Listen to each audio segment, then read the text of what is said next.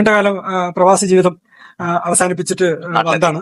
നാട്ടിൽ വരുമ്പോൾ തന്നെ ഒരു സംരംഭം തുടങ്ങണം എന്നുള്ള പല ആശയങ്ങളായിട്ട് സമൂഹം വീട്ടമ്മമാരൊക്കെ മടിച്ചുകളായി മാറി. മനസ്സിൽ ആശയമുണ്ടെങ്കിൽ വേറെ രണ്ടിടത്ത് പങ്കിട്ടാൽ നമുക്ക് നെഗറ്റീവാ കിട്ടുള്ളൂ. നമ്മൾ വിജയിപ്പിക്കാൻ പറ്റും എന്നുള്ളത് കൊണ്ട് നമ്മൾ ഉറച്ച കഠിനാധ്വാനം. ഞങ്ങൾ തുടങ്ങി 1 വർഷം കഴിയുമ്പോഴേക്ക് പൂട്ടേണ്ട കണ്ടീഷൻ എത്തി.